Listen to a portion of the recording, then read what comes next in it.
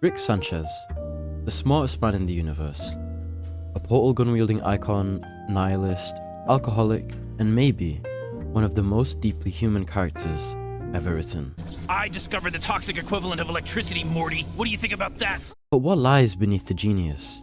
What pain hides behind the jokes?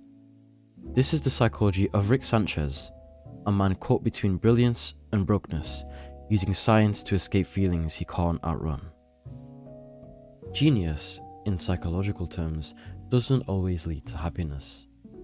In fact, the higher one's cognitive ability, the more complex and often distressing their relationship with the world can become. Rick's intelligence disconnects him from others. I go by amount of pain in my ass, which makes you both identical. Not just emotionally, but philosophically. In psychology, there's something called the existential intelligence dilemma, where an individual capable of understanding broad, abstract concepts such as death, infinity, and meaninglessness may find it harder to engage with life in emotionally fulfilling ways. Rick exemplifies this.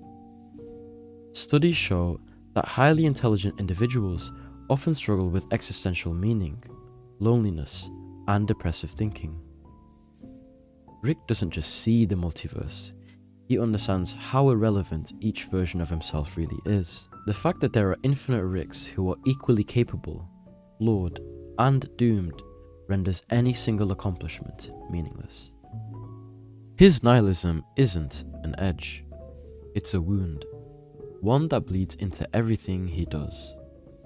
You can see this in his relentless sarcasm, his dismissal of traditional authority, and his endless need to undermine not just others. You're an embarrassment to me, and I don't need you anymore. I don't need anybody. All I do is eat ass and 69 Nintendos, bro, every day. But the fabric of reality itself. When nothing matters, control becomes the only thing left to cling to. But is this embrace of nihilism truly a philosophical stance, or a defense mechanism against despair? Rick drinks, constantly, not just for laughs, but to drown something deeper. This is emotional avoidance, using substances to numb pain. And Rick isn't alone in this pattern. It's one of the most common coping mechanisms among those dealing with untreated trauma or chronic mental illnesses. Alcohol is a depressant, but for Rick, it's a crutch. Whether it's guilt, grief, or existential fear, his solution is to stay intoxicated, and ironically, stay in control. The bottle acts as both escape and armor. In clinical psychology, this is linked to a behavioral pattern known as self-medication theory, where individuals use substances to manage internal distress rather than seeking external help or confronting emotions. Rick almost never talks about his feelings sincerely. I'm gonna find some fuel and take a big fat Morty. That's my new word for shit because of today's events. But the rare moments he does, like in the episode Autoerotic Assimilation, when he attempts suicide in his garage, tells us that beneath the apathy is a deep and terrifying pain. Even when he is surrounded by his family, he chooses the bottle, because if he sobers up, he might have to feel. And that, for someone like Rick, might be worse than death. Rick fears closeness. He avoids intimacy, mocks affection, and downplays his importance to others. But this doesn't come from arrogance, it comes from fear. In attachment theory, Rick closely aligns with the dismissive avoidant attachment style. People with this style often experience unreliable caregivers or early loss, leading them to believe that they can't trust others to meet their emotional needs. They build identities around self-sufficiency.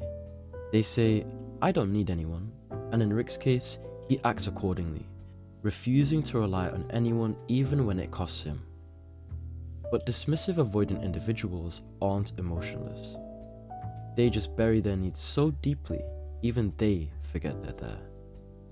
In Rick's case, we see this depression break down during moments of intense stress or vulnerability. Episodes like the wedding squanches and the Rick Lantis mix-up hint at his real affection for his family and for Bird Person. He doesn't just believe in depending on others, because he's learned that connection always ends in pain. Rick shows many classic symptoms of clinical depression: irritability, hopelessness, risk-taking, emotional detachment, and even suicidal ideation. His behavior isn't just quirky or eccentric, it's textbook pathology. Depression, especially in high-functioning individuals, often manifests through escapism, addiction, and hyper-rationalization.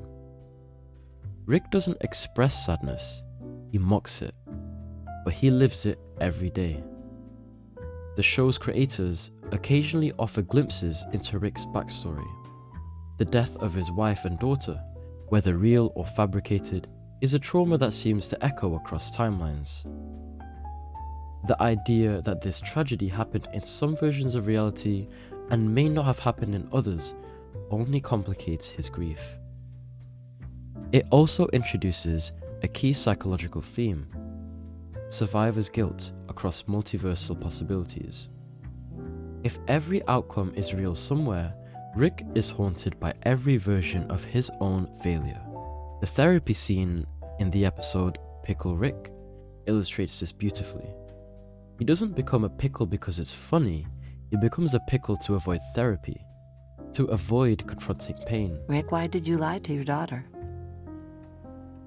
So I wouldn't have to come here. Why didn't you want to come here? Because I don't respect therapy. Because I'm a scientist. Because I invent, transform, create, and destroy for a living, and when I don't like something about the world, I change it. And I don't think going to a rented office in a strip mall to listen to some agent of averageness explain which words mean which feelings has ever helped anyone do anything. I think it's helped a lot of people get comfortable and stop panicking, which is a state of mind we value in the animals we eat, but not something I want for myself. I'm not a cow. I'm a pickle.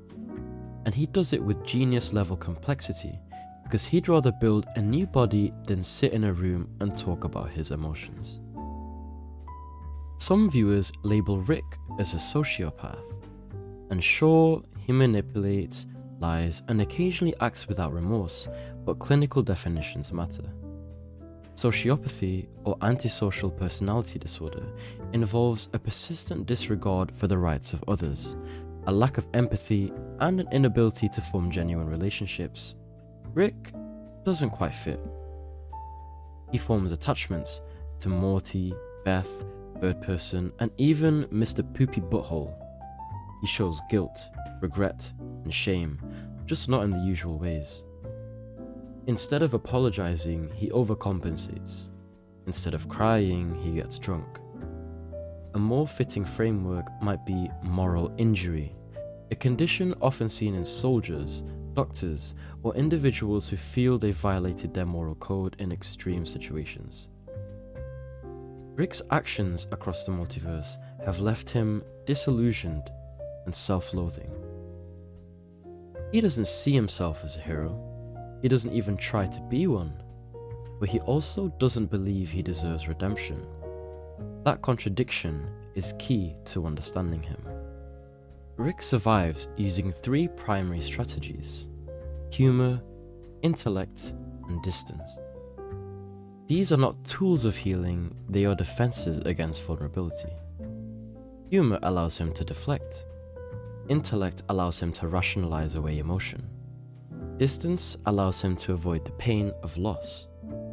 These tools are effective in the short term, but long term, they reinforce his isolation.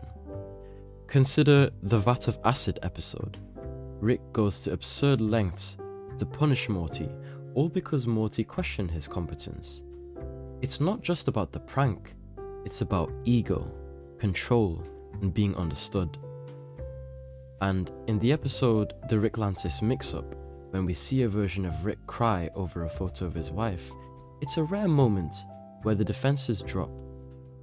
Just for a second, we see the man behind the machine. Rick knows how to survive, he doesn't know how to heal. Rick Sanchez is not heartless, he's not evil, and he's not hopeless. He is, perhaps, one of the most accurate depictions of what happens when brilliance meets trauma, and no one intervenes. He's a man too smart to believe in easy answers, but too hurt to risk connection, and too scared to be vulnerable, even though he wants to be. And that's the paradox. Rick seeks connection, yet pushes it away. He longs for love, yet sabotages it. He desires meaning, yet denies it exists. In many ways, Rick is a mirror, not of our worst selves, but of our most wounded. The parts of us that avoids therapy, that jokes to cover pain, that tells others we're fine when we're not. Rick is what happens when defense becomes identity, when running becomes habit, when thinking too much becomes a shield from feeling anything at all. And maybe, in understanding him, we better understand ourselves.